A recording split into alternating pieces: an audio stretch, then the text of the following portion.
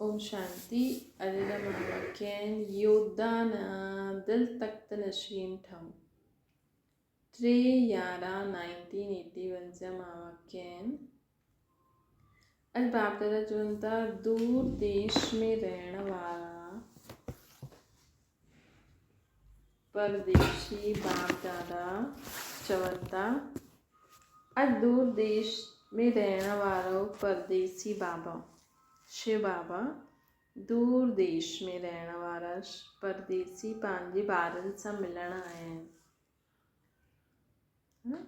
परम धाम में बाबा 5000 साल में बाबा हिकु बार हेठि ईंदा आहिनि, है न। हीअं त बाक़ी आत्मायूं बि ईंदियूं आहिनि न। शिव बाबा चईंदा आहिनि न, कोई आत्मा अञा ताईं मथे आहे, अञा ताईं उहो हेठि लवनि थियूं, है न। त मतिलबु कोई आत्मायूं जीअं हाणे कलयुग अंत खां पोइ मथे वेंदियूं, पोइ वापसि ईंदियूं शिव बाबा खां बि पोइ। शिव बाबा खां बि पोइ शिव बाबा जो त बि 100 वर्ष ताईं बाबा जो पाठ हलंदो आहे धरती ते। मतिलबु बाबा अची वञी सघंदा आहिनि, लेकिन कई आत्मायूं त शिव बाबा खां बि पोइ हेठि लहींदियूं, उन ई हिकु जन्म में सुख दुख जो पाठ वॼाईंदियूं, वापसि रिटर्न में मथे हली वेंदियूं। चईंदा न शिव बाबा घर खाली न रहंदो आहे। परम धाम जॾहिं सभी आत्मायूं हेठि अची वेंदियूं न, त शिव बाबा मथे हली वेंदा। अञा त कई आत्मायूं आहिनि मथे, तॾहिं त शिव बाबा हेठि अची सघंदा आहिनि। मतिलबु ॾिसो, परम धाम घर खाली न रहंदो आहे, हुते कोई न कोई आत्मा ज़रूरु रहंदी आहे। त बाबा चवनि था कि ॿारनि खे बि स्वदेश जी स्मृति दिलाइण लाइ शिव बाबा बि ईंदा आहिनि कि तव्हां आत्मायूं बि केरु आहियो, परम धाम में रहण वारियूं, ऐं समृद्ध ठाहे पोइ साथ वठी वेंदा आहिनि। बाबा हेठि ईंदा आहिनि, असां सभिनि खे पंहिंजे स्वदेश जी यादि दिलाईंदा आहिनि, स्मृति दिलाईंदा आहिनि, असां सभिनि में शक्ति भरंदा आहिनि, पावन ठाहींदा आहिनि, ऐं असां सभिनि खे मथे वठी वेंदा आहिनि। स्वदेश स्मृति में अची वियो न, ये परायो देश परायो राज्य आहे, जंहिंमें पुराणो ई पुराणो ॾेखारे में ॾींदो आहिनि, है न। ये परायो देश परायो राज्य आहे, जंहिंमें पुराणो ई पुराणो ॾेखारे में ॾींदो, है न। जीअं भई थींदी आहे न कोई पुराणी चीज़ के माण्हू ॿाहिरां केतिरो बि सुठो डेकोरेट करे, लेकिन पुराणी त पुराणी रहंदी न, है न। त ईअं ई बाबा चवनि था पुराणो देश पुराणो राज्य आहे, जंहिंमें पुराणो ई पुराणो ॾेखारे में ॾींदो आहे। दुनिया वारनि खे न नज़र ईंदो, लेकिन असां ॿारनि खे नज़र ईंदो, छोकी असां पंहिंजी परमधाम दुनिया जो अनुभव कयो आहे, स्वर्ग जी दुनिया जो अनुभव कयो आहे। उन हिसाब सां त हिन दुनिया में सभु पुराणो ई आहे, है न। त बाबा असांखे चवनि था जंहिंमें सभु पुराणो ई पुराणो ॾेखारे में ॾींदो आहे। व्यक्ति ॾिसो व वस्तु ॾिसो, सभु छा ॾेखारे में ॾींदा आहिनि, सभु जड़ जड़ीभूत थी विया आहिनि, है न। पहिरियों त ॾिसो कंहिंजे शरीरनि खे माण्हू, त बाबा असांखे केॾो ऊची स्मृति दिलाई अथई। पहिरियों पाण मतिलबु इंसान जेको ज्ञानी ॿार हूंदा, सुठा धारणा मूर्त, उहो पहिरियों पंहिंजे शरीर खे न कीअं श्रृंगारदा हुया, तव्हां ख़ुदि में ई ॾिसो। पहिरियों असांजे लाइ शरीर छा हुयो, ऐं हाणे असांजे लाइ शरीर छा आहे। पहिरियों असांजे लाइ शरीर ई सभु कुझु हुयो, शरीर खे इंसान श्रृंगारदो रहंदो, शरीरनि खे लेपा पोतीअ पढ़ाई लिखाई बि कंदा, सुठो कमायूं, सुठो शरीर खे कपिड़ो पारायूं, सुठी शरीरनि खे सुठी गाॾियुनि में घुमायूं, है न। ऐं हाणे छा आहे, जॾहिं खां आत्म अभिमानी स्थिति जो अभ्यास कयो आहे त हाणे लॻंदो आहे कपिड़ो कहिड़ो पातो, भले साफ़ सुथरो पाइणो खपे, साधारण पाइणो खपे, लेकिन पहिरों जीअं इन सां इहे मैच नथो थिए, इहे सुठो नथो लॻे, इहे हीअं नथो लॻे, हाणे त चलो पायो हलो न। छो जो हाणे सभु सम्झ में अची वियो न कि त पुराणो ई पुराणो आहे। असांजो शरीर कंहिंसां ठहियलु आहे, विकारनि सां, गंदगी सां ठहियलु आहे न असांजो शरीर।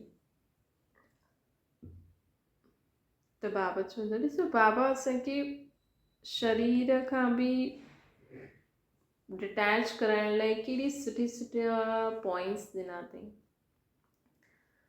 त बाबा चवनि था इहे त व्यक्ति ॾिसो, वस्तु ॾिसो, सभु छा आहिनि, सभु जड़ जड़ीभूत थी वियूं आहिनि, चारों ओर अंधकार छायल आहे न।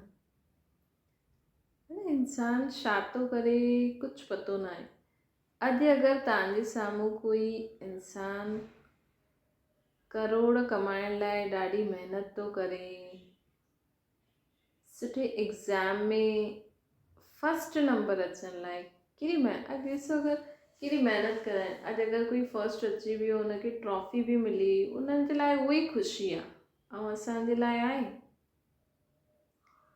न, असांजे लाइ आहे, छो जो असांखे पतो आहे इहे त सभु कूड़ आहे, इहे त सभु अॼु आहे कल्ह न आहे। त चारों ओर अंधकार छायल आहे न, कंहिंखे कोई ज्ञान ई न आहे, सम्झ ई न आहे। ईअं अहिड़े देश में तव्हां सभी बंधननि में बंधन मुक्त आत्मा थी आहियो न, तॾहिं बाप अची करे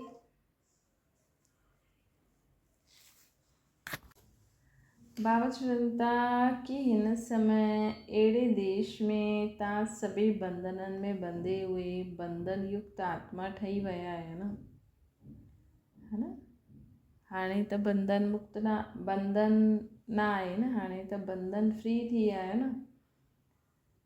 हिन देश में जॾहिं आत्मा बंधन युक्त ठही वेंदी आहे तॾहिं बाबा अची करे आत्माउनि खे हुनजे स्वरूप ऐं स्वदेश जी स्मृति दिलाईंदी आहे कि तव्हां सभु आत्माऊं आहियो ऐं किथां जी रहण वारी आहियो, परम धाम जी। सोचो असां आत्माउनि में बाबा असांजी आत्मा जी बुद्धि जो तालो खोलियो अथई। बाबा चईंदा न हिन समय आत्माउनि जो तालो बि न लूज़ हूंदो आहे बुद्धि जो। त असांजी आत्मा जी बुद्धि जो तालो लूज़ आहे, तॾहिं त असांखे सम्झ में अची वियो कि मां आत्मा आहियां। मतिलबु उन समय जंहिं समय असांखे सम्झो अगरि तव्हांखे पहिरों बि कॾहिं संदेश मिलियो हूंदो या न बि मिलियो हूंदो, या पहिरों बि तव्हां उहा ॻाल्हि ॿुधो पिया एॾनि समय खां, लेकिन सम्झ में न आई, हाणे सम्झ में आई आहे। त छा थींदो आहे, जॾहिं आत्मा पहिरियों त बाबा लूज़ कंदा आहिनि जो असांखे सम्झ में अचे भई मां आत्मा आहियां ऐं बाबा आहे। त बाबा बि ॾिसंदा हूंदा न, सम्झो कोई आत्मा बाबा वटि आई प्रदर्शनी में या सेंटर ते, बाबा बि ॾिसंदा हूंदा इहा आत्मा सतयुग जी दुनिया जी आहे, त्रेता जी आहे, द्वापर जी आहे, कलयुग जी आहे, उन अनुसार बुद्धि जो तालो लूज़ कंदा हूंदा न। त बाबा चवनि था कि हाणे मां तव्हांखे अची करे पंहिंजे स्वरूप ऐं स्वदेश जी स्मृति दिलाई आहे, बंधन मुक्त ठाहियो आहे स्वदेश में वठी वञण लाइ, है न। त केतिरो तव्हांखे स्मृति में रहंदो आहे कि मां आत्मा आहियां ऐं हिन शरीर में हिन दुनिया में पार्ट थी वञायां, कि तव्हां अञा ताईं सोचंदा आहियो मां हिन जी ज़ाल आहियां, मां हिन जी धीउ आहियां, मां हिन जी माउ आहियां, छा सोचंदा आहियो, है न।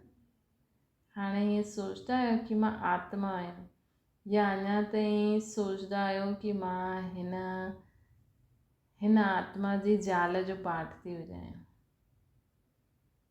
है न, कि हिन आत्मा जी माउ जो पार्ट थी वञायां। न मां आत्मा आहियां, बाबा जी संतान आहियां, मां हिते पाठ थी वॼायां, मूंखे कमु मिलियो आहे इहे करण जो, है न। मूंखे कमु मिलियो आहे हिननि आत्माउनि खे रोटी ठाहे ॾियूं, हिननि जो सामान हेॾे रखूं जॻह ते, है न। जो बि हिकु पाठ हूंदो आहे, इहा ख़ुदि जी सेवा सम्झी करे हलो। भई पहिरियों त जीअं हुयो कलयुगी दुनिया में त माण्हू चवंदा आहिनि न कि ज़ाल जो इहो फ़र्ज़ु हूंदो आहे, धीअ जो इहो फ़र्ज़ु हूंदो आहे, ॿारनि जो इहो, माउ जो इहो फ़र्ज़ु हूंदो आहे। लेकिन हाणे बाबा असांखे थोरी चवंदा आहिनि कि तव्हां कंहिंजी ज़ाल ठही करे उन अनुसार कर्म करो। उहो त तव्हांखे निमित मात्र माण्हुनि जे लाइ करिणो पवंदो आहे, चलो ठीकु आहे, उहा ॻाल्हि अलॻि आहे। लेकिन हाणे असांखे जेसि ताईं हिननि ॻाल्हियुनि सां वैराग्य न ईंदो न, त माण्हू बि असांखे न छॾंदा। अगरि असांखे ईअं वैराग्य अची वियो न, भले असां करूं था न, हिकु ज़ाल खे चलो बिंदी बि लॻाइणी पवंदी, मंगलसूत्र बि पाइणो पवंदो, चूड़ियूं बि पाइणियूं पवंदियूं, ऐं जो बि हूंदा आहिनि न। पर हाणे अगरि कोई इंसान जो शादीशुदा हो सोचे कि मां त आत्मा आहियां, अच्छा मूंखे हीअ सभु करिणो थो पए सिर्फ़ु इन्हनि अज्ञानी माण्हुनि जे लाइ, है न। भले बाबा चवंदा आहिनि कि ठीकु आहे तव्हां घर में रहो, तव्हांखे उहो ओड़ो पाठ वॼाइणो पवंदो आहे, लेकिन हाणे ख़ुदि जो इंट्रस्ट न हुजिणो खपे न। जीअं सुहागिन करवा चौथ रखंदियूं आहिनि, इहे सभु कंदियूं आहिनि, ईअं भले तव्हांखे करिणो बि पए थो, लेकिन ख़ुदि जो शौक़ु न हुजिणो खपे न। श्री असांजो पति हाणे त शिव आहे, उहो त कॾहिं मरंदो न, है न। बाबा सां ई सर्व संबंध निभाइणा आहिनि न। भले तव्हांजा ॿार आहिनि, तव्हांखे उन्हनि खे उन रीति आत्मा, हिकु आत्मा, उन आत्मा खे जीअं उन आत्मा जो शरीर नंढो आहे उन हिसाब सां सोचो कि तव्हांखे उनखे कीअं बाबा जी श्रीमत अनुसार उनजो सहयोगी ठहिणो आहे। ईअं न सोचो इहो मुंहिंजो ॿारु आहे, ईअं सोचो जीअं आत्मा आहे, हिन जो शरीर नंढो आहे त हिन करे इनखे अञा हीअ मदद करणी पवंदी मूंखे, है न। पोइ जॾहिं उहो सिखी वञे, पाण ई हलणु लॻी वञे, पाण ई पढ़णु लॻी वञे, पाण ई कमु करणु लॻी वञे, त तव्हां पंहिंजे ॿिया कम में बिज़ी थी वञो, त हिन सां मोह न ईंदो, है न। त बाबा असांखे चवनि था कि हीअं कि असां त बंधन में फसी वियासीं न। भई अॼु बि अगरि कई माण्हू आहिनि जो कुझु करणु चाहींदा आहिनि लेकिन बंधनवश न करे पाईंदा आहिनि। हाणे जीअं फ़ौजी आहे, फ़ौजी त हली वेंदो, उहो त पंहिंजे सभु उनखे दुनिया वारा बि न चईंदा। त ईअं ई बाबा जो असांखे पंहिंजे स्वरूप ऐं स्वदेश जी स्मृति दिलाई अथई, त हुन स्वरूप ऐं स्वदेश जी स्मृति में रहंदव त हिन दुनिया में रहंदी हुए बंधन मुक्त थी वेंदव। साथ साथ स्वराज्य जे अधिकारी बि बाबा ठाहे अथई कि मन जे संकल्पनि जो बि बंधन न। ऐं अलाए कहिड़ा कहिड़ा फालतू संकल्प ईंदा वेंदा, और कई बार त न इंसान हुन में फसी वेंदो, अरे मूंखे इहो संकल्प छो आयो, ईअं त न थी वेंदो, ईअं त न थी वेंदो। अरे असां कोई हुन संकल्प में असां आयो, जीअं मच्छर आयो हली वियो, हिकु त आहे कि माण्हू उहो दवाई लॻाए रखंदा आहिनि, लोशन लॻाए रखंदा आहिनि, या कोई अहिड़ी तकलीफ़ सां मच्छर अचे ई न, त तव्हां बि बाप जी यादि जी स्मृति में एॾो रहो कि माया परां खां ई हली वञे, अचण जी बि कोशिशि न करे। ॿियो अची बि वई अगरि संकल्प में कि न कंहिं वीचार जे रूप में, त तव्हां हुनखे वधायो न, हुनखे बढ़ावो न ॾियो, त ख़तमु थी वेंदो उहो संकल्प। त स्वराज्य जे अधिकारी बि ठातो अथई न बाबा असांखे, मन जे, बुद्धि जे, अञा बि बुद्धि में आसुरी मत ईंदी आहे, ईंदी कि मां हिनखे मारां, ईंदी आहे, वीचार ईंदा, लेकिन बुद्धि हाणे त सम्झी वई आहे न कि असांखे हुन रीति जजमेंट करिणो ई न आहे। बाबा चईंदा न पंहिंजा ई स्वभाव संस्कार ई माया आहे। असां अगरि मन बुद्धि संस्कार टई असांजा बाप समान थी वञनि ऐं असां हुन रीति सोचूं ॻाल्हायूं कमु करूं हुन मत अनुसार ई जीवन में हलूं त असांखे छो ईंदा उहो, छो ईंदी पोइ माया, अची न सघंदी आहे। त बाबा जो असांखे चवनि था कि साथ साथ स्वराज्य जे अधिकारी बि ठातो अथई न बाबा, त सभी ॿार पंहिंजे स्वदेश में वञण लाइ तयारु आहियो, है न। स्वदेश में त हली हलंदासीं सभु, भई हलंदा त सभु, लेकिन बाबा जे नज़दीक कहिड़ी आत्मा रहंदी जंहिंजी हाणे खां ई जंहिंजे मन में उहे ई वीचार ईंदा, जीअं बाबा जा आहिनि, बुद्धि में उहे ई मत ओड़ा ई स्वभाव संस्कार, वो बाबा जे नज़दीक जाके रहंदी। त चेक करो, पवित्र त बाबा असांखे ठाहे हलंदा ई सही सभिनि खे, लेकिन तव्हां ख़ुदि असांजी आत्मा शुद्ध थी वई आहे, कंप्लीट प्योर, है न। केतिरे ताईं बाबा जी श्रीमत बुद्धि में धारण करी आहे। त ॾिसो इन बाबा जे नज़दीक केरु हूंदो परमधाम में, जीअं बाबा हाणे पूरी विश्व जी आत्माउनि जे कल्याण जे लाइ सोचंदा आहिनि। बाबा त प्रकृति जे लाइ बि सोचंदा आहिनि, योनिनि जे लाइ बि सोचता, ग्रहनि जे लाइ बि सोचता। तव्हांजी बुद्धि बि एॾी विशाल आहे, जेतिरी तव्हांजी बुद्धि विशाल हूंदी न ओतिरो तव्हां बाबा जहिड़ा संस्कार स्वयं में धारण करे कल्याणकारी ठहींदा, उन अनुसार तव्हां परमधाम में बाबा जे नज़दीक रहंदा, है न। ऐं सतयुग में जो पहिरियों आत्मा ईंदी उहो बि बाबा जे नज़दीक पहिरियों हूंदियूं। त चेक करो, बाबा चवनि था, बाबा चवनि था स्वदेश में हलण लाइ तयारु आहियो। वह जीअं तव्हां माण्हू हिकु ड्रामो ॾेखारींदा आहियो, स्वर्ग में वञण लाइ चाहींदा आहियो, चाहींदे हुए बि कोई वीरलो तयारु थिए। स्वर्ग सतयुग में हलण लाइ मेन ॻाल्हि कहिड़ी आहे? मेन ॻाल्हि आहे कि हिकु त ख़ुदि खे पहिरियों त बाबा पहिरियों बाबा जो शब्द छा आहे? योगी ठहो, पवित्र ठहो। सतयुग में हलण लाइ मेन कमु कहिड़ो आहे कि हिकु त बाबा खे पहचानो, बाबा खे उन रीति यादि कंदासीं त वरसो मिलंदो, पवित्र रहंदासीं, तॾहिं त स्वर्ग में हली सघंदासीं न, है न। त बाबा जी यादि ऐं पवित्रता। त बाबा चवनि था कि दुनिया में हिकु ड्रामो ॾेखारींदा आहिनि कि स्वर्ग वञणु चाहींदा आहिनि, चाहींदे हुए बि कोई वीरलो तयारु थींदो आहे। तव्हां चाहो त तव्हां, लेकिन ओतिरी धारणा नथा करे सघो। छो? कारण सिर्फ़ु देहभान खे नथा छॾो, बसि ख़ुदि खे आत्मा सम्झंदव न, कोई कुझु न कंदो तव्हांखे, तव्हां जो करणु चाहींदा आहियो करे सघंदा आहियो, उहा आत्माऊं बि तव्हांजी सहयोगी थी वेंदियूं। ईअं ई ॻाल्हियूं ठाहे करे हली वेंदा आहिनि, चइण वारा त न आहियो न।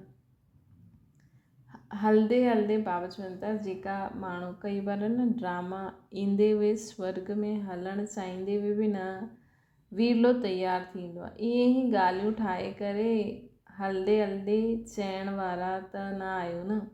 हिसाब किताब समाप्त कयो आहे या अञा कुझु रहियल आहे?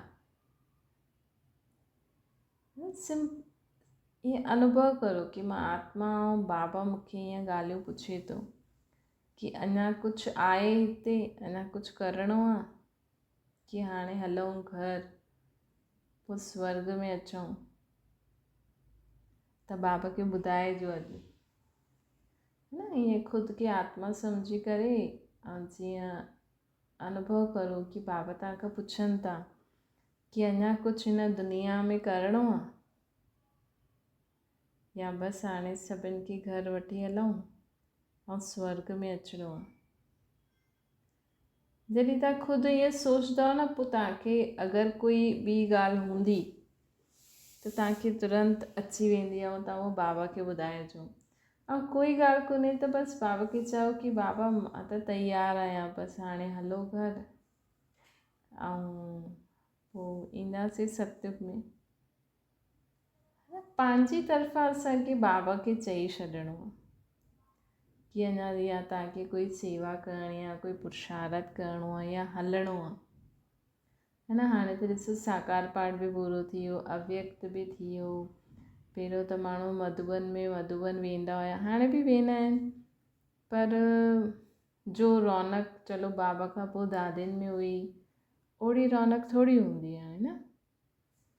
भले उहो हाणे बि मधुबन में उन्हनि खे ज़्यादा मज़ो ईंदो हूंदो जेका अव्यक्त स्थिति में स्थित थी करे उहा अनुभव करे सघंदा आहिनि, या जेका हाणे जा ॿार हूंदा उन्हनि त उहो ॾिठो ई न, त उन्हनि खे उहो कुझु यादि बि न ईंदो, कुझु उहो बि अनुभव थी सघंदो आहे। लेकिन जंहिं उहो दादियुनि वारो समय बि ॾिठो आहे त उन्हनि खे त तॾहिं मज़ो अची सघंदो न जॾहिं उहो अव्यक्त में रहंदा, है न।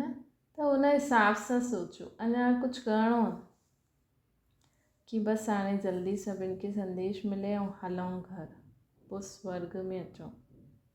इन हिसाब सां बाबा खे ॿुधाइजो, है न।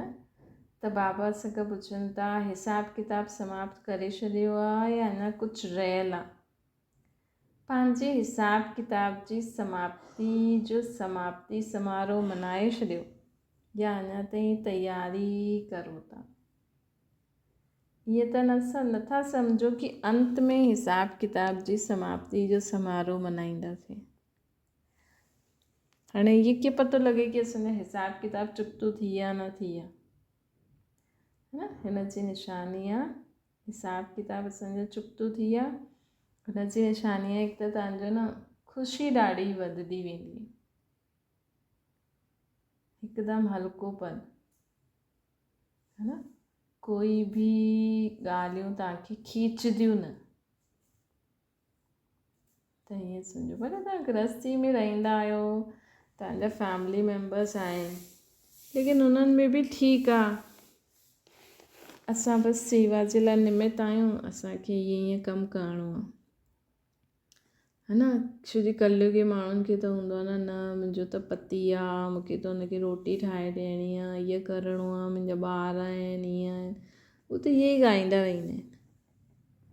त तव्हां बि भले रोटी ठाहियो, उन्हनि खे संभालो, लेकिन सेवा मुंहिंजो उहो दैहिक संबंध सां न बसि मूंखे रोटी ठाहिणी आहे, सभिनि जे लाइ सेवा करणी आहे, इन्हनि आत्माउनि खे, इन्हनि जो शरीर नंढो आहे तेसिताईं मूंखे इन्हनि खे संभालणो आहे बसि, है न। त उहो हुन हिसाब सां ॾिसो, कोई बि बंधन असांखे पंहिंजी, ईअं न असां बाबा खे यादि था करूं।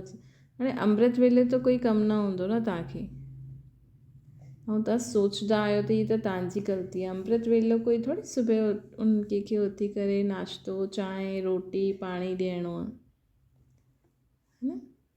या चलो अमृत वेलो त उथिणो ई आहे, न त सॼे ॾींहं में बि ॾाढो समय मिलंदो आहे जॾहिं तव्हां ख़ुदि अकेला हूंदा आहियो, मतिलबु बाबा ऐं तव्हां, अहिड़ो समय तव्हां कढो, है न। हुन समय अभ्यास करो, बसि मां बाबा ऐं मां।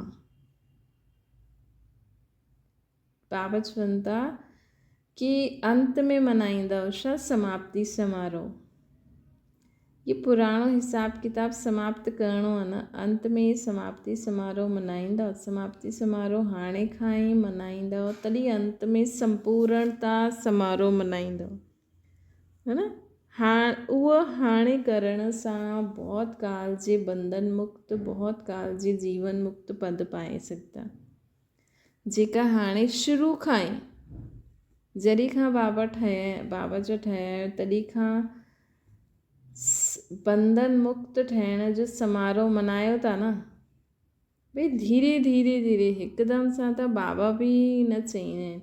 उहो त केरु केरु हूंदो आहे जेके बाबा धक सां ई छुड़ाए छॾींदा आहिनि,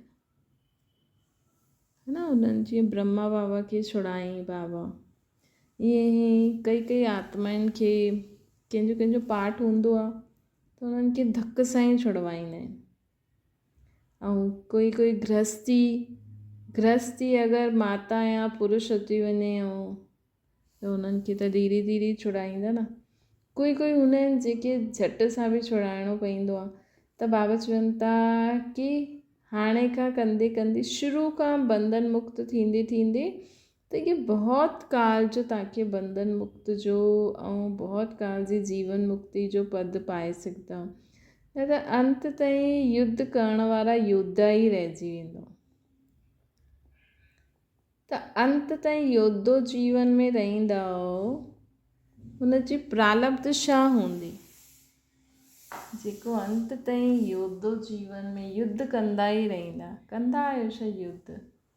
कि बंधन छा थींदो आहे पतो ई न आहे। कोई ॻाल्हि तव्हांखे रोकदी आहे बाबा ऐं तव्हांखे, तव्हां बाबा खे यादि करो ऐं कोई तव्हांखे संकल्प रूप में बि न अचे, त एतिरो कि जॾहिं मां स्टॉप करां स्टॉप बाबा, जॾहिं मां चाहियां मां हाणे थोरी देरि एकाग्रचित, ईअं न कम जे विच में, मतिलबु समय अनुसार, त ईअं चेक करो। छो जी अंत ताईं योद्धो जीवन में रहंदव त हुनजी प्रालब्ध छा थींदी? योद्धो जीवन त बचपन जो जीवन हुयो, हाणे त स्वराज्य अधिकारी थी वियो न, स्मृति जो तिलक बाप जे तिल तख्त नशीन थी वियो न,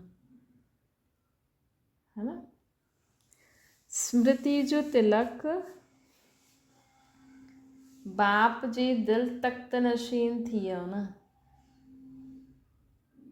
दिल तख्त नशीन योद्धो हूंदो आहे छा? बाबा जे दिल तख्त ते रही करे असां युद्ध करूं कंहिंसां। युद्ध जी प्रालब्ध छा थींदी? युद्ध जी प्रालब्ध आहे तख्त ऐं ताज। तव्हांखे तख्त ऐं ताज मिली वियो आहे न, मतिलबु असां युद्ध कई बचपन में, त शुरू में त युद्ध कंदा आहियूं न, बाबा योद्धो ठातोईं।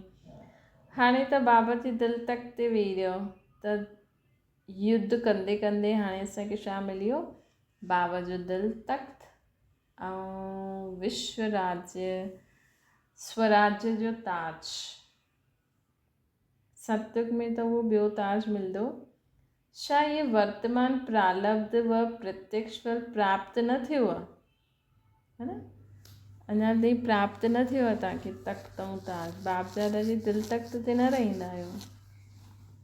बाप दादा जे दिल तख्त ते रहणु मतिलबु सदा बाप जी यादि में रहणु, सदा बाबा जी यादि स्वतः अची वञे।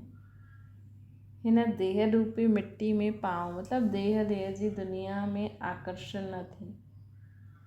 संगम युग जी प्रालब्ध पाए वरिती आहे या पाइणी आहे? गीत छा ॻाईंदा आहियो? पाइणो हुयो उहो पाए वरितो, उहो अञा पाइणो आहे। गीत छा ॻाईंदा आहियो?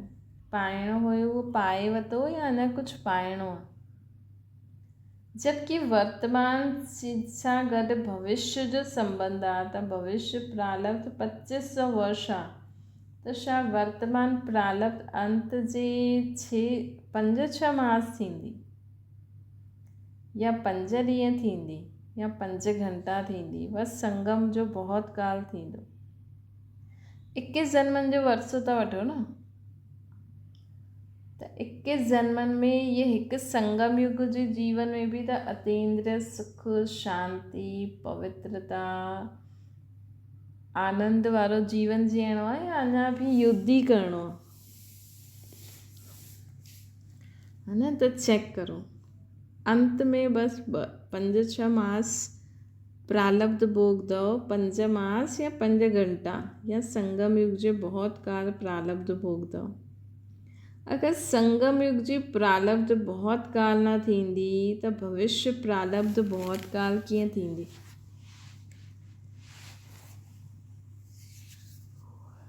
त ये बि चेक करो। हाणे ब्रह्मण जीवन तव्हांजो कीअं आहे। अञा बि हाणे इहो जीवन में बि कोई दुख परेशानी कोई हलचल आहे, या हाणे खां ई सोचो था सदा स्वर्ग खां बि ऊची जॻह ते आहियूं, बाबा सां गॾु आहियूं त डायमंड युग में। हुते 2500 वर्ष ऐं हितां जा 25 वर्ष बि न हूंदा। डायरेक्ट बाप जा ॿार ठही विया, संगम जो सदाकाल जो वरसो न पायो त पोइ छा पायो, है न। सत्युग में त चलो अहिड़ी ॻाल्हियूं हूंदियूं ई न। हाणे त बाबा आहिनि असां सां गॾु। ॾिसो, कोई बि अगरि तव्हांजे जीवन में कोई परिस्थिति कोई बि ॻाल्हि अचे थी त बि ॾाढो सुठो। इन सां बि तव्हां पतो करे सघंदा आहियो कि मां केतिरो बाबा सां गॾु आहियां। अगरि हुन परिस्थिति में असां सहज ई निकिरी वियासीं, हलचल में न आयासीं, त मतिलबु बाबा मूंसां गॾु आहिनि। मतिलबु ये निशानी आहे कि आत्मा में बाबा द्वारा शक्ति जो मिली आहे उहा आत्मा में आहे न। परिस्थिति त ईंदी न, लेकिन हुन में बि असां सोचूं कि चलो परिस्थिति आई त हिन सां मां सम्झी सघंदी आहियां मां हिन में पार थी वियमि, त जीअं मां बाबा सां गॾु ई आहियां, बाबा सां प्राप्ति मूंखे थिए थी। सर्व खज़ाननि जी खाननि जा मालिक, उन्हनि जा बालिक ठही खज़ाननि सां संपन्न ठही वियो त मालिक जा ॿार ठही करे छा कयो, है न।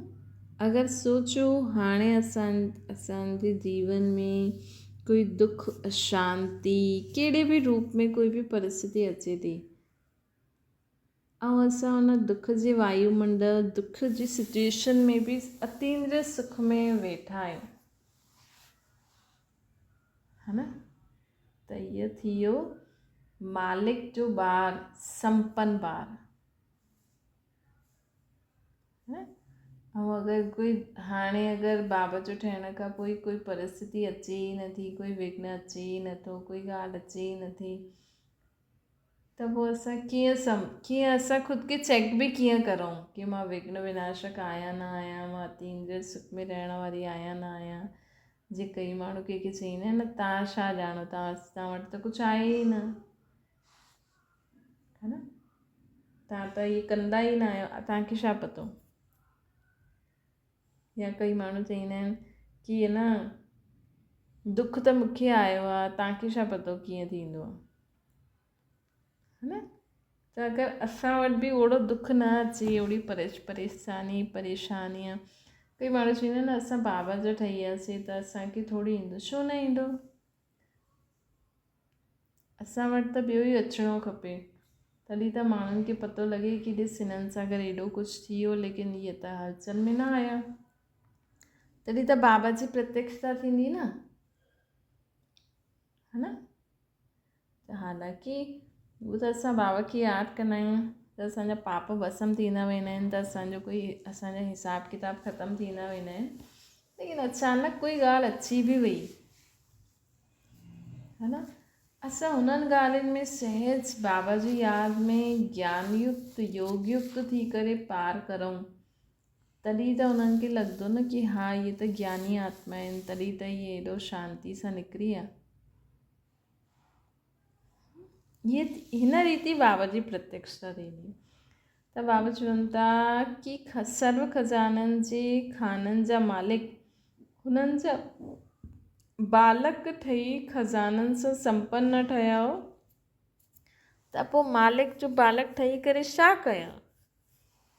त चेक करो कि असां जीवन में सर्व खज़ाननि सां संपन्न आहियूं, अर्थात सदा अतीन्द्रिय सुख शांति पवित्रता आनंद में शक्तिशाली स्थिति में स्थित रहंदा आहियूं, या अञा ताईं कलयुगी माण्हुनि वांगुरु हलचल में ईंदा आहियूं। बाबा चवनि था सफलता असांजो जनम सिद्ध अधिकार आहे। ये चईंदे सदाकाल जो अनुभव न कयो त जनम सिद्ध अधिकारी ठही करे छा कयो। है ना, जो चईंदा न सफलता असांजो जनम सिद्ध अधिकार आहे, त ये चईंदा आहियो न, त ये चईंदे बि अगरि तव्हां सदाकाल जी सफलता जो अनुभव न कयो त जनम सिद्ध अधिकारी ठही करे छा कयो। भाग्य विधाता जा ॿई बाप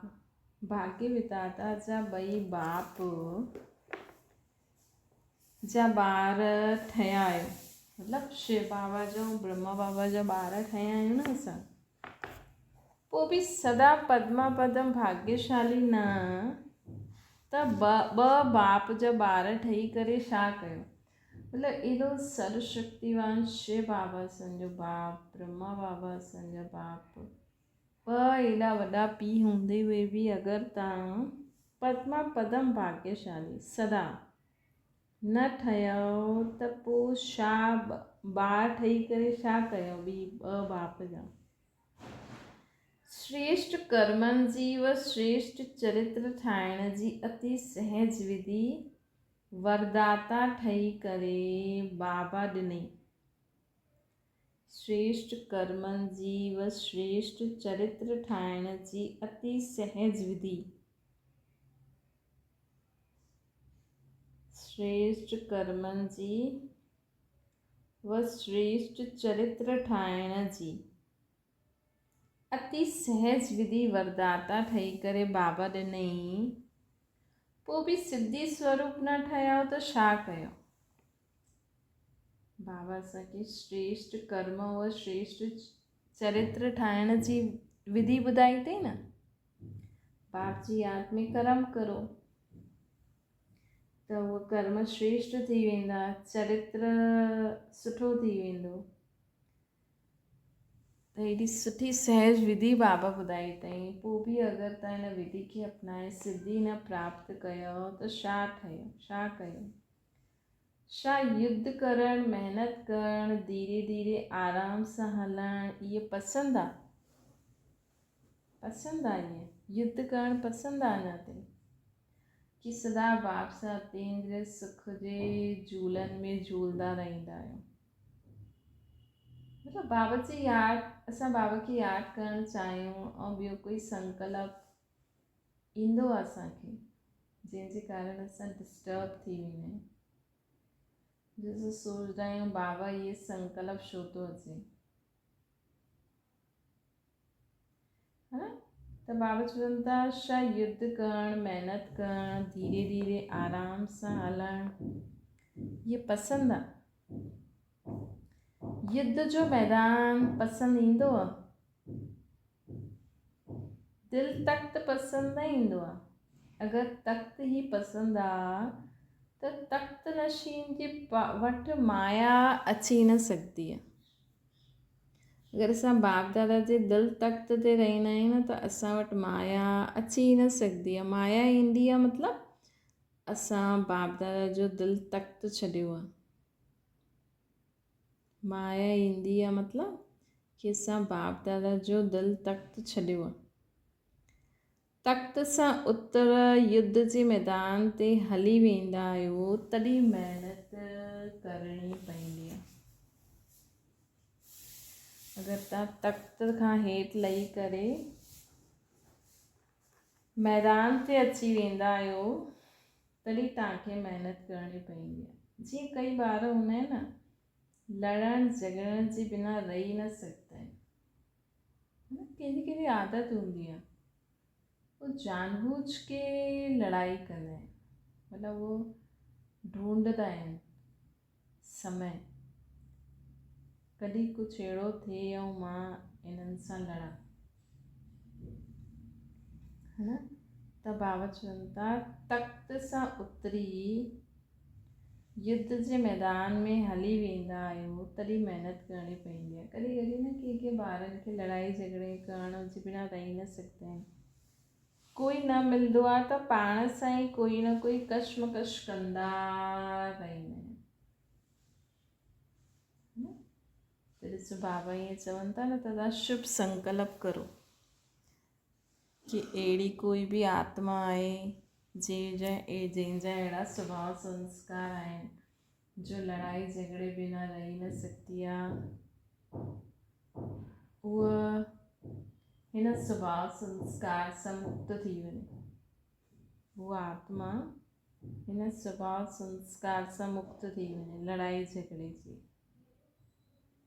त बाबा चवनि था कोई अगरि अहिड़ी आत्माउनि खे केरु न मिलंदो आहे न लड़ण लाइ, त उहो पंहिंजे पाण सां ई कोई न कोई कशमकश कंदा रहंदा आहिनि। युद्ध जे संस्कार राज्य तख़्त छुड़ाइण जी बि युद्ध जे मैदान में लॻी वेंदा आहिनि।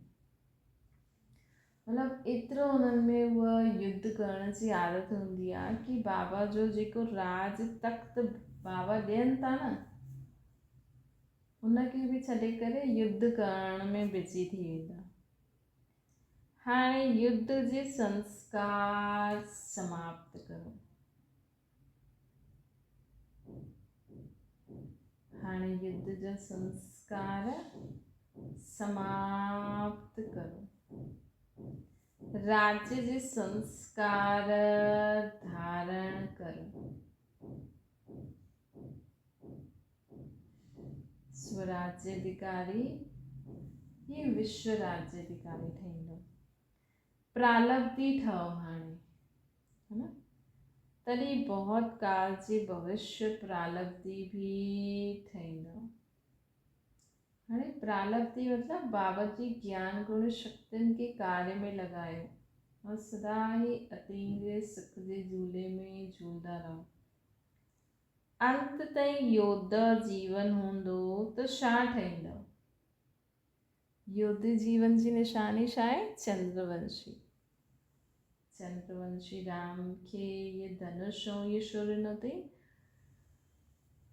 शूर्य अंत ताईं युद्ध कंदे कंदे हुन छॾे छॾे। सूर्यवंशी जी निशानी आहे सदा ख़ुशी जी रास करण वारा, सदा अतीन्द्रिय सुख जे झूले में झूलण वारा।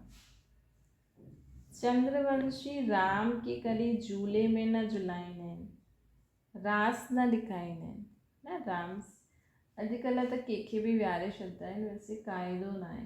चंद्रवंशी राम सीता खे झूले ते न झुलाईंदा आहिनि, रास न ॾेखारींदा आहिनि, युद्ध जो तीर कमान ई ॾेखारींदा आहिनि। पुठियां जो राज्य भाग्य उन्हनि खे मिलंदो आहे न। अधु समय जो राज्य बहुत काल त न थी वियो न,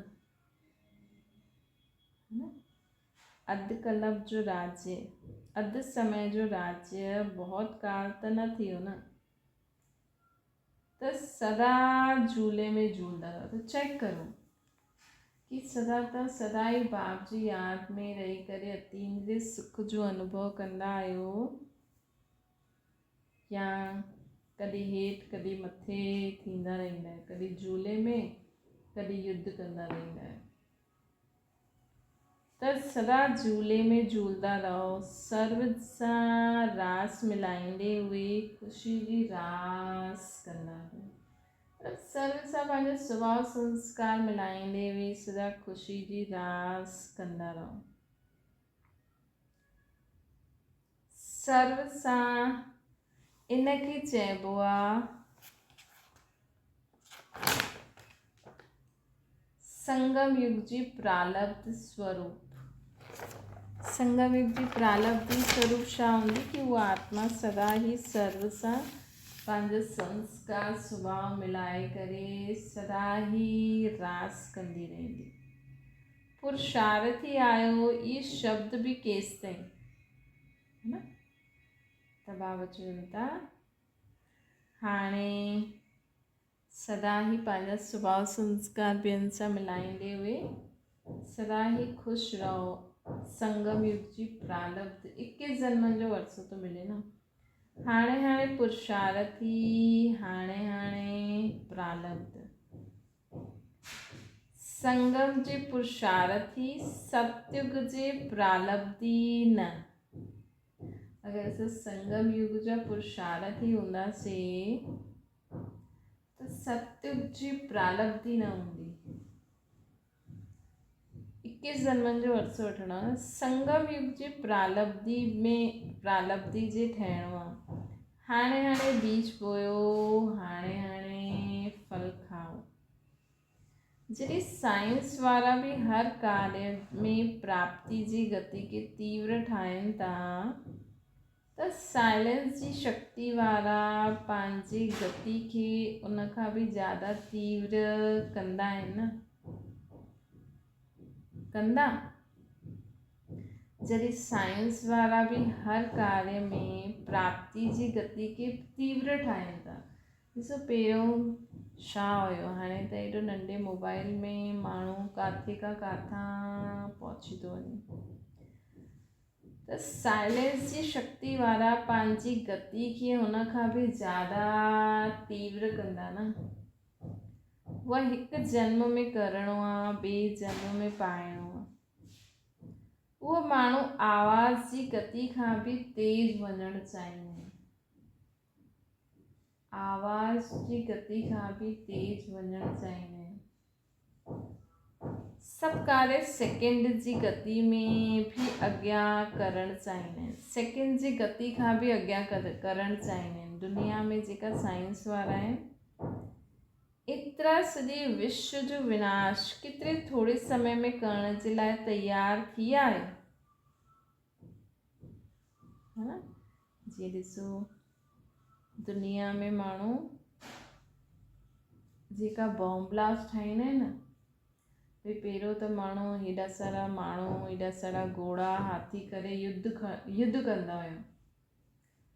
पोइ माण्हुनि जी धीरे धीरे इहे तोबियूं ऐं इहे सभु निकितियूं, पोइ बंदूक ऐं इहे सभु निकितियूं। हाणे त कुझु न आहे, तव्हां कहिड़े देश में वेठा आहियो, हुते हिकु बटन दबायो, हिकु मिसाइल वई ऐं खलास। त उहे एतिरो सेकेंड में कार्य जी गति, कार्य पूरो करण लाइ सेकेंड में पंहिंजो पूरो कमु पूरो करण लाइ केॾो अॻियां था वधनि। एतिरे सॼे विश्व जो विनाश केतिरे थोरे समय में करण जे लाइ तव्हां तयारु थी आहियो। बसि हिकु सेकेंड असां सभु ब्रह्मण परिवार संकल्प करो, परिवर्तन ऐं पूरी दुनिया परिवर्तन थी वञे। बसि हिकु सेकेंड में असां संकल्प करूं परिवर्तन, और सभु आत्माएं, निमित आत्माएं संकल्प करनि और पूरी दुनिया जो विनाश थी वञे, है न। त बाबा चवनि था एतिरे ताईं तयारु थी आहियो, हिकु सेकेंड। त स्थापना जे निमित्त ही आत्मायूं सेकेंड में करिणो आहे, सेकेंड में पाइणो आहे, अहिड़ी तीव्र गति जे अनुभवी न थिया आहिनि अञा ताईं। त सम्झो हाणे छा करिणो आहे। हाणे हाणे संकल्प कयो, हाणे हाणे प्राप्ति। हाणे हाणे संकल्प कयो परिवर्तन, हाणे हाणे प्राप्ति। त बाबा चवनि था प्रत्यक्ष फल खाओ। प्रत्यक्ष फल न सुठो लॻंदो आहे। महिनत करण वारो फल सुठो लॻंदो आहे या प्रत्यक्ष फल सुठो लॻंदो आहे। महिनत जो सुखो फल खाई करे त ईअं कमज़ोर थी विया आहियो न। महिनत जो सुखो फल खाई करे त ईअं कमज़ोर थी विया आहियो, नैनहीन, बुद्धिहीन, श्रेष्ठ कर्महीन थी वियासीं असां। एॾा समय महिनत करे करे, सुको फल खाई करे कमज़ोर थी वियो, नैनहीन, बुद्धिहीन, श्रेष्ठ कर्महीन थी वियो। हाणे त ताज़ो फल खाओ। बाबा चवनि था हाणे ताज़ो फल खाओ। महिनत खे मोहब्बत में बदिले ॾियो। महिनत खे बसि मां आत्मा, मुंहिंजो बाबा, बसि तव्हां इहे यादि रखे सुबुह खां राति ताईं कर्म कंदा हलो। इहे जीअं बाबा जी मोहब्बत में कर्म था करो। मुंहिंजो बाबा, ॿियो कुझु बि न करो, बसि मुंहिंजो बाबा, प्यारो बाबा, मिठो बाबा, मुंहिंजो बाबा, प्यारो बाबा, मिठो बाबा। ये करे करे बाबा खे पंहिंजे स्नेह जी डोर सां ॿधी वठो, पोइ ॾिसो तव्हांजा सभु कमु कीअं था थियनि। अच्छा, अहिड़ी सदा राजवंश जी संस्कार वारा, सदा सर्व खज़ाननि जे अधिकारी, सदा सर्व खजाननि जे अधिकारी अर्थात पालक सो मालिक, सदा संगम युगी प्रालब्धि संस्कार वारा, संगम युग जी प्रालब्धि छा आहे? अतीन्द्र सुख जे झूले में झूलण, प्रत्यक्ष फल खाइण वारा, अहिड़ा सदा प्राप्ति स्वरूप, सदा सर्व बंधन मुक्त, संगम युगी जीवन मुक्त, अहिड़े तख्त ताजदारी ॿारनि खे बाप दादा जो यादि प्यार ऐं नमस्ते। असांजी बि माता पिता बाप दादा खे यादि प्यार, गुड मॉर्निंग ऐं नमस्ते।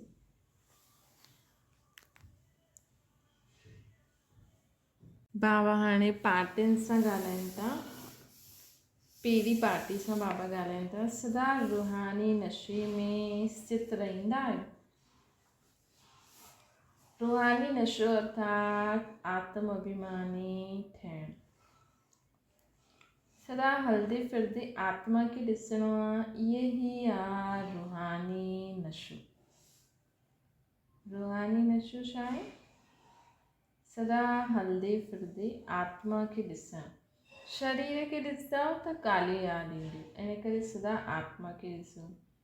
रूहानी नशे में सदा सर्व प्राप्तियुनि जो अनुभव सहज ई थी वेंदो। रूहानी नशे में सदा, अगरि हर हिकु सदा आप खुदि खे आत्मा सम्झी करे बाबा जी यादि में रही करे ॾिसंदव न, त सर्व प्राप्तियूं सहज ई थी वेंदियूं। जीअं स्थूल नशे वारा बि पंहिंजी प्राप्तिवान पंहिंजे खे सम्झंदा आहिनि न, जेका स्थूल नशे में रहंदा आहिनि न, भी कंहिंखे पंहिंजी डिग्री जो नशो हूंदो आहे, पढ़ाई जो, कंहिंजो नशो हूंदो आहे, त उनखे पंहिंजी प्राप्तियुनि जो नशो हूंदो आहे। वैसे रूहानी नशे में रहण वारा सर्व प्राप्ति स्वरूप ठही वेंदा आहिनि। हिन नशे में रहण सां सर्व प्रकार जा दुख दूर थी वेंदा आहिनि। जेको रूहानी नशे में रहंदा आहिनि न, उन्हनि जा सर्व प्रकार जा दुख दूर थी वेंदा आहिनि। दुख ऐं अशांति खे विदाई ॾेई छॾी आहे। रूहानी नशे में रहण सां छा थींदो आहे? दुख ऐं अशांति सां विदाई थी वेंदी आहे, हुनजी विदाई थी वेंदी आहे, सर्व प्राप्ति स्वरूप थी वेंदा आहियूं। जॾहिं सदाकाल जे लाइ सुखदाता जा, जॾहिं सदाकाल जे लाइ सुखदाता जा, शांतिदाता जा ॿार ठही वियो,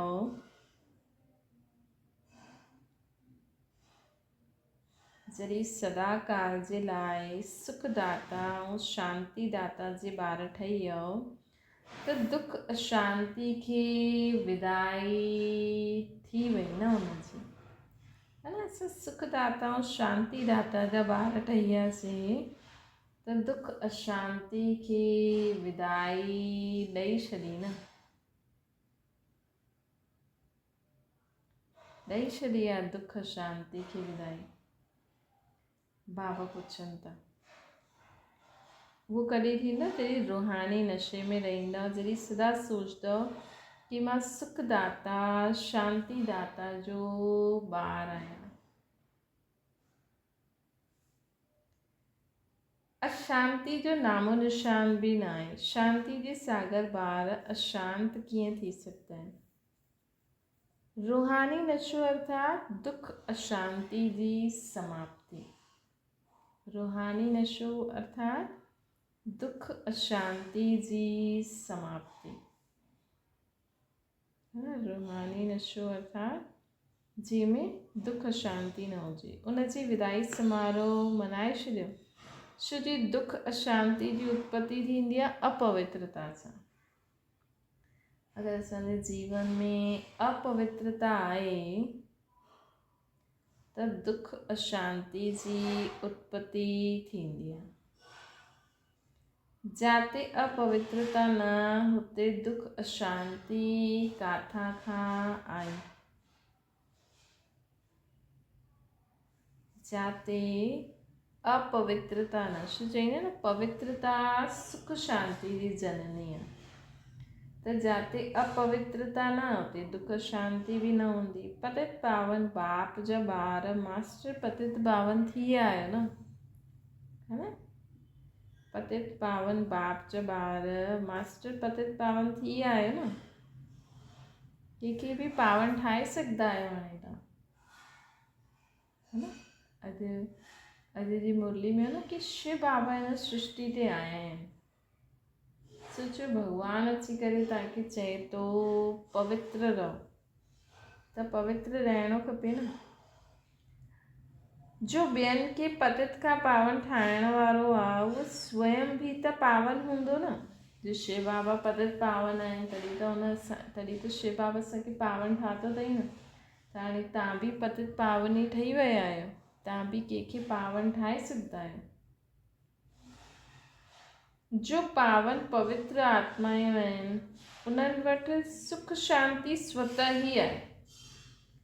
अगरि तव्हांजे जीवन में सुख ऐं शांति आहे त सम्झो तव्हां पवित्र आत्मा आहियो। त पावन आत्मायूं, श्रेष्ठ आत्मायूं, विशेष आत्मायूं आहियो न। पावन, श्रेष्ठ, विशेष। संकल्प करो, मां पावन आत्मा आहियां, मां श्रेष्ठ आत्मा आहियां, मां विशेष आत्मा आहियां। विश्व में महान आत्मा आहियो, छो जी तव्हां बाप जा ठही विया आहियो। सभिनि खां वॾी ते वॾी महानता आहे पावन ठहिण जी। हिन करे अॼु बि हिन महानता जे अॻियां सिर झुकाईंदा आहिनि। उहे जड़ चित्र कंहिंजा आहिनि। हाणे मंदर में वेंदव त छा सम्झंदा, कंहिंजी पूजा थिए थी, है न। जॾहिं भक्ति मार्ग में भक्तियूं थींदा आहिनि, अलॻि अलॻि त्योहार ईंदा आहिनि, माण्हू अलॻि अलॻि मूर्तियुनि जी पूजा कंदा आहिनि। त कॾहिं तव्हां सोचो त इहे मुंहिंजी ई मूर्ति जी पूजा था करनि। सम्झो हनुमान जी कोई पूजा थो करे त उन समय छा सोचंदा आहियो, तव्हांजो ई महावीरता जो रूप ठाहे उहो पूजनि था। त तव्हां किथे किथे महावीरता ॾेखारींदा आहियो। तव्हांजे ई विघ्न विनाशक रूप जो मतिलबु तव्हां हाणे बाबा जी यादि में रही करे विघ्ननि खे विनाश करे अॻियां वधंदा आहियो न, त तव्हांजो ई रूप ठाहे करे पूजंदा आहिनि उहो, है न। विघ्न विनाशक ठहिण लाइ जो गणेश जे चित्र में जो अलॻि अलॻि उन जा अर्थ ॿुधाईंदा आहिनि न, भई सूंड जो मतिलबु, कननि जो मतिलबु, ॾंद जो मतिलबु, अखियुनि जो मतिलबु, मतिलबु उहो विशेषता जॾहिं असां आत्माउनि में ईंदी त असां विघ्न विनाशक थी वेंदासीं। मतिलबु बाबा जी यादि में उहो विशेषता भरो त तव्हां विघ्न विनाशक थी वेंदव। त तव्हांजो ओड़ो ई चित्र ठाहे करे मतिलबु उन्हनि उहो पूजनि था। मतिलबु गणेश जो वॾो पेट मतिलबु समाइण जी शक्ति। अगरि तव्हां में समाइण जी शक्ति हूंदी त तव्हां विघ्ननि खे विनाश करे सघंदव। अगरि तव्हांखे उनजी नंढी अखियूं मतिलबु हर चीज़ खे सुठी रीति ॾिसणु, कुझु चीज़ ॾिसणी हूंदी आहे त हीअ नंढी अखियूं कंदा आहिनि न, कोई नंढी नंढी चीज़, मतिलबु हर चीज़ खे गहराई सां ॾिसणु, हुनजो वॾो मथो मतिलबु विशाल बुद्धि थी करे जीवन में हर ॻाल्हि खे ॾिसणु। त विघ्न विनाशक मतिलबु इहे विशेषता असांजी आत्मा में हूंदियूं त असां विघ्ननि खे विनाश करे सघंदासीं। त असांजे उहो मूर्ति पूजी ठाहे करे माण्हू पूजनि था। काली जो एॾो भयानक रूप मतिलबु कि असां में एतिरी शक्ति हुजणी खपे। ॾिसो काली खे बिना कपिड़े जा ॾेखारींदा आहिनि, है न। गले में न माला ॾेखारींदा आहिनि। मतिलबु जेका अहिड़ा विकारी छी अहंकारी आत्मायूं हूंदियूं आहिनि, जीअं आत्माउनि में इहे सभु हूंदो आहे। उन्हनि ते असां बाबा जी शक्ति धारण करे उन्हनि आत्माउनि जी उन्हनि बुराइनि ते विजय प्राप्त करो, मतिलबु अहंकार खे तोड़ो, विकारनि आसुरी स्वभाव संस्कार वारनि खे असांजो अहिड़ो रूप, बाबा जी एतिरी शक्ति असां में हुजणी खपे कि असांजे साम्हूं अहिड़ा सभु आसुरी स्वभाव संस्कार वारी आत्माउनि जो वार न करे सघनि असांजे मथां। असांजो अहिड़ो रूप उन्हनि खे उहो नज़र अचे, उहा शक्ति उन्हनि खे अनुभव थिए कि कोई बि असांजे साम्हूं अहंकारी बि अचे न त उहो झुकी वञे, कोई बि असांजे साम्हूं की विकारी भाव सां बि अचे त उनजा उन समय जे लाइ विकारी भाव समाप्त थी वञनि। त बाबा चवनि था मंदरनि में जॾहिं जड़ चित्र ॾिसंदा आहियो त लॻंदो आहे कि कंहिंजी पूजा थी थिए, तव्हांजो ई शक्तिशाली रूप खे ठाहे माण्हू पूजनि था, सर्व गुणनि संपन्न स्वरूप खे पूजनि था, सर्व शक्ति संपन्न स्वरूप खे पूजनि था, सर्व ज्ञान स्वरूप रूप खे माण्हू पूजनि था। स्मृति ईंदी आहे कि असांजा ई जड़ चित्र आहिनि। ईअं पंहिंजे खे महान आत्मा सम्झी करे हलो, अहिड़ा दिव्य दर्पण ठहो जंहिंमें अनेक आत्माउनि खे पंहिंजी असली सूरत ॾेखारे मिले। त तव्हां एतिरो बाबा जी यादि में रहंदा न, हुन आत्मा खे पंहिंजी सूरत नज़र ईंदी कि मां केरु आहियां, इहो केरु आहे, मां केरु आहे, है न। जीअं माण्हू चवंदा आहिनि न देवी देवताउनि जे अॻियां छा ॻाईंदा आहिनि कि तव्हां सर्वगुण संपन्न 16 कला संपूर्ण, असां नीच पापी आहियूं। ईअं त कोई पंहिंजे पाण खे नीच पापी न चईंदो, ईअं कंहिंखे चओ तव्हां नीच पापी आहियो त मञंदा न, लेकिन उन्हनि जी मूर्ति जे साम्हूं उन्हनि खे लॻंदो आहे असां नीच पापी आहियूं। त चैतन्य में तव्हां आहियो न, चैतन्य में तव्हां हुन स्थिति में स्थित थी करे रहो त साम्हूं वारे को नज़र अचे कि मां केॾो कामी क्रोधी लोभी मोही अहंकारी आहियां, उहो इहे केरु आहे, है न। त अहिड़ा दिव्य दर्पण ठहो जंहिंमें अनेक आत्माउनि खे पंहिंजी असली सूरत ॾेखारे मिले। ॿी पार्टी सां बाबा ॻाल्हाइनि था, सदा चढ़ती कला में वेंदा आहियो, हर कदम में चढ़ती कला जे अनुभवी, संकल्प बोल कर्म संपर्क संबंध सभिनि में सदा चढ़ती कला।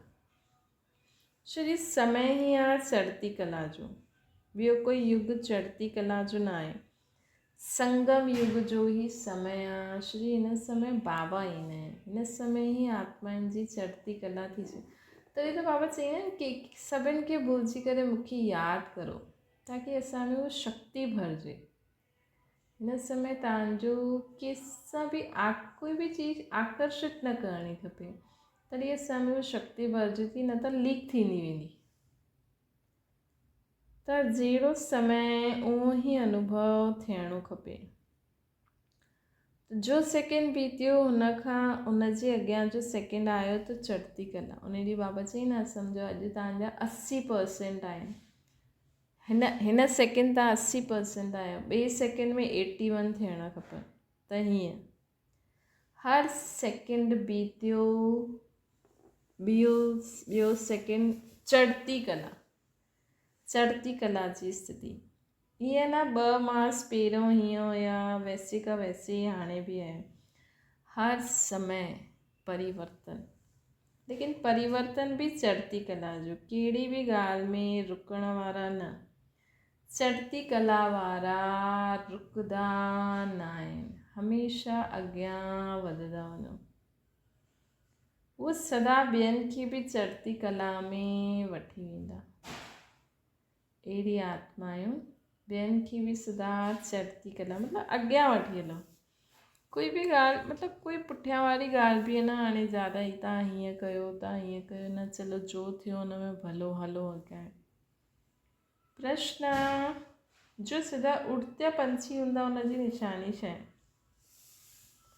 उड़ता पंछी मतिलबु अॻियां वधण वारा, उड़ण वारा, हुनजी निशानी आहे चक्रवर्ती हूंदा, ऑल राउंडर पाठधारी हूंदा। उड़ती कला वारा अहिड़ा निर्बंधन हूंदा जो जाते बि सेवा हुजे हुते पहुची वेंदा, है न। जाते बि सेवा हुजे, अगरि तव्हां स्थूल में न वञी सघंदा आहियो न, सम्झो तव्हां टीवी में ॾिठो किथे कुझु थी वियो, तव्हां बाबा खे यादि करे सूक्ष्म शरीर द्वारा उते पहुची वञो, उन्हनि आत्माउनि खे लाइट माइंड ॾियो वापसि हिते, है न। ईअं निर्बंधन ठहो। इहे कॾहिं करे सघंदा मन सां सेवा जॾहिं तव्हां विघ्न विनाशक हूंदव। कोई बि ॻाल्हि जो विघ्न तव्हांखे रोके न सघे। तव्हांजे शरीर में बि सूर थो थिए, कोई ॻाल्हि कोन्हे, मां त पंहिंजे सूक्ष्म शरीर द्वारा वञा थी, उते सेवा करे वापसि अचो। हर प्रकार जी सेवा में सफलता मूर्त ठही वेंदो। हर प्रकार जी सेवा में सफलता मूर्त ठही वेंदो, जेको उड़तो पंछी हूंदो। जीअं बाप ऑलराउंडर पाठधारी आहिनि न, बाबा कॾहिं असांजा सखा बि थी वेंदा आहिनि, कॾहिं बाबा बि, कॾहिं साजन बि, कॾहिं टीचर बि, कॾहिं सतगुरु, कॾहिं डॉक्टर, कॾहिं धोबी, कॾहिं टेक केयर। त बाबा असांखे चवनि था जीअं बाबा ऑलराउंडर आहे, हर संबंध बाबा कॾहिं बि असां सां निभाए सघंदा आहिनि। त ईअं उड़ती कला वारा जंहिं समय जो सेवा जी आवश्यकता हूंदी न, उन में संपन्न पाठ वॼाए सघंदा। इन खे चइबो आहे ऑलराउंडर, उड़तो पंछी, न। त सदा यादि रखो कि मां ऑलराउंडर उड़तो पंछी आहियां। जिते सेवा जी ज़रूरत हुजे हुते सदा हाज़िर। इन जे लाइ मन बुद्धि खे सदा बाबा सां कनेक्शन में रखो, ऐं कोई बि प्रकार जो विघ्न न हुजे। बाबा हिन बार हाणे अव्यक्त मुरली में चई न परीहं बाबा मिलन में कि सेकेंड में पास विद ऑनर्स, सेकेंड खां बि घटि समय कोई बि ॻाल्हि असांखे रोके न सघे। हाणे बाबा चवनि हलो फ़रिश्तो ठही वञो, हलो फ़रिश्तो ठही वञो, निराकारी ठही वञो, निराकारी ठही वञो, देवता ठही वञो, देवता ठही वञो, ब्राह्मण ठही वञो, ब्राह्मण ठही वञो। त हीअं हिनखे चइबो आहे ऑलराउंडर उड़तो पंछी। अच्छा, ओम शांति। बाबा खे यादि करो।